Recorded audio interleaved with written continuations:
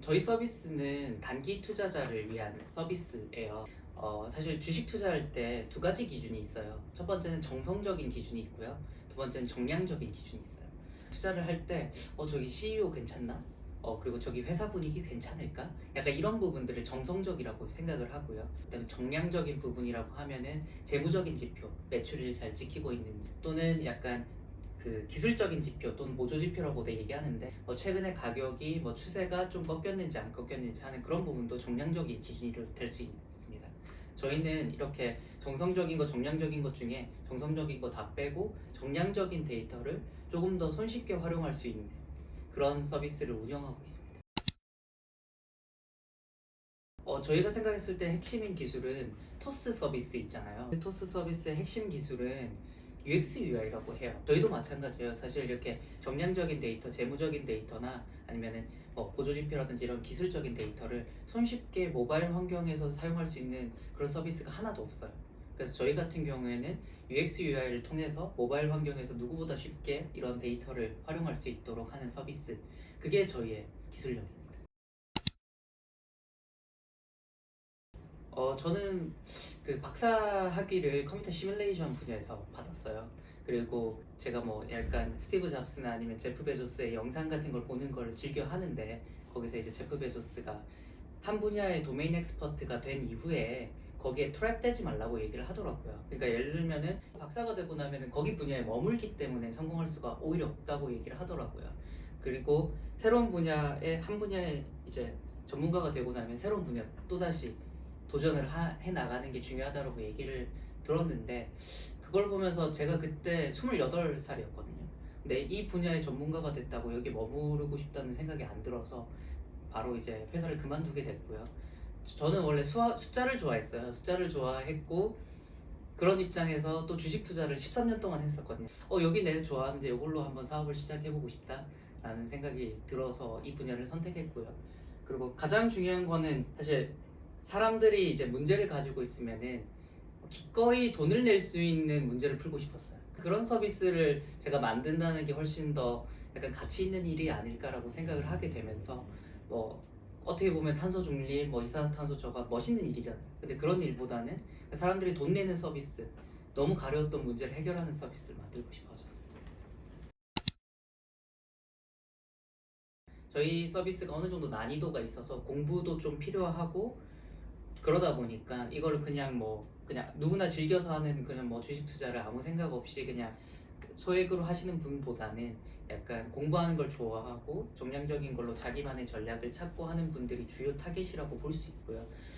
사실 시장 규모가 어느 정도 될지는 모르겠어요. 어떤 얘기냐면은 처음에 3프로TV라고 주식 가장 유명한 유튜버가 있는데 그게 지금 구독자 수가 200만 명 조금 넘을 거예요. 근데 처음에 저는 이제 그거를 한 20만 명, 15만 명대부터 봤는데 제가 항상 그랬어요. 막 주변에서 주식 투자 이런 식으로 3프로TV 같은 거 15만 명밖에 사이즈가 되지 않지 않냐. 사람들은 주식 공부하는 거 싫어한다 라고 얘기를 했는데 제가 그럴 때마다 3프로TV라는 걸 보면은 매주 5만 명, 10만 명씩 늘어난다. 사람들은 공부하는 거 좋아한다라고 맨날 이렇게 반발을 하면서 막 투자를 받으러 다녔었어요.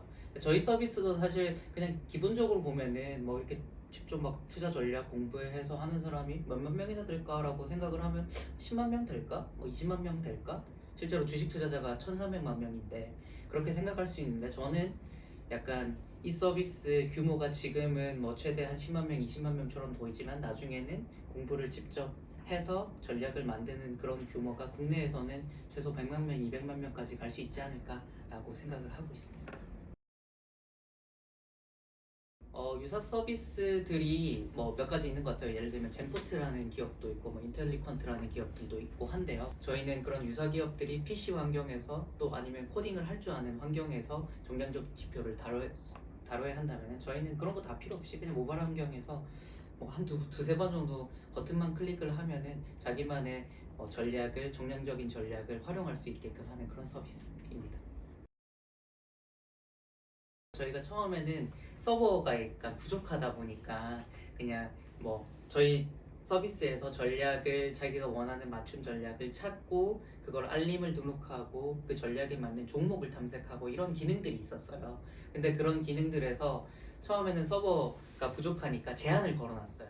고객분들이 돈 낼 테니까 그 제한 풀어달라고 얘기해 주신 분들이 너무 많은 거예요. 아, 그럼 이걸로 그냥 비즈니스 모델을 가져가는 게 맞겠다라고 생각을 해서 그런 것들을 비즈니스 모델로 가져가고 있고요. 고객분들이 원하는 것을 저희가 그냥 돈을 받고 만드는 게 저희 주요 수익 모델이라고 생각해 주시면 될 것 같습니다. 앞서 말씀드렸다시피 저희가 뭐 사실 고객분들이 뭐가 필요로 하는지 아는 게 제일 중요한 것 같아요. 저희는 하루에 1시간 이상 고객분들이랑 꼭 통화하거든요. 근데 이게 재밌는 게 뭐냐면은 처음에는 A라는 문제를 A라는 기능을 넣어달라고 해요. 근데 A라는 기능을 딱 만들어주고 나면은 이제 그게 해결됐잖아요. 그 다음에 저희가 뭘 해야 할지 완벽하게 아는 건 아니에요. 근데 그 기능들을 또 다 제공하고 나면은 고객분들이 저희한테 알려줄 거라고 판단하고 있고요. 그리고 사실 이런 유사한 서비스 중에 글로벌한 시장에 트레이딩 뷰라는 서비스가 있어요. 그런 서비스처럼 성장을 해서 1조 이상, 그 다음에 글로벌 시장으로 진출해서 한 10조 정도 되는 회사를 만드는 게 목표라고 할 수 있을 것 같습니다. 어려운 점이 제일 많았는데 그냥 제가 감정적으로 느낀 것만 그냥 말씀을 드리자면은 감정적으로 좀 힘들었던 거는 저희가 아까 말씀드렸듯이 고객들이랑 하루에 1시간씩 막 통화한다 했잖아요. 그러니까 그렇게 통화를 하는데 좀 약간 핵심 고객이라고 생각했던 분이 있는데 갑자기 떠나요.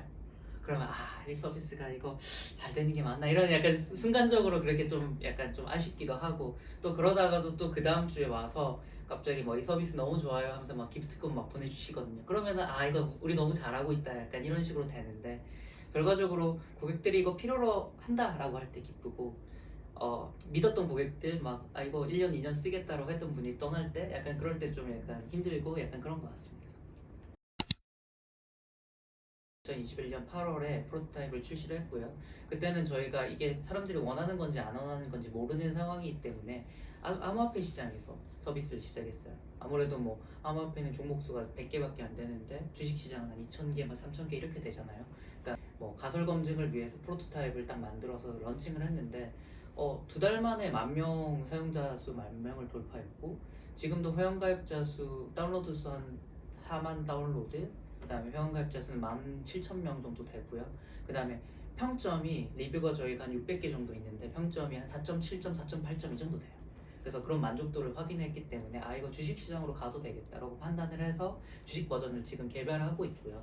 그래서 그게 아마 정식 버전이 아마 내년 2월 정도에 출시될 것 같습니다. 제가 서울대학교에서 창업 동아리 활동을 했었어요. 그러다 보니까 주변에서 그러니까 예비 창업 패키지를 받는 케이스가 워낙 많았어요. 그렇게 해서 알게 됐고요. 초기 창업자한테 20대 초반, 중반, 후반한테 사실 뭐 돈 없거든요. 돈 없는데 그 몇천만 원이라는 거금을 이렇게 지원을 해주기 때문에 저희한테는 약간 등대 같은 역할을 하고 있고요. 제가 만약 예비 창업 패키지 같은 게 없었으면은 아마 퇴사를 쉽게 할 수 있었을까라고 생각을 하고 있는 것 같습니다. 그래서 참 좋은 그런 지원 사업이라고 생각을 합니다. 첫 번째로는 추천서를 잘 써주셔서 저희가 이번에 서울 창조경제혁신센터장상을 받게 된 게 좀 가장 감사한 일이고요.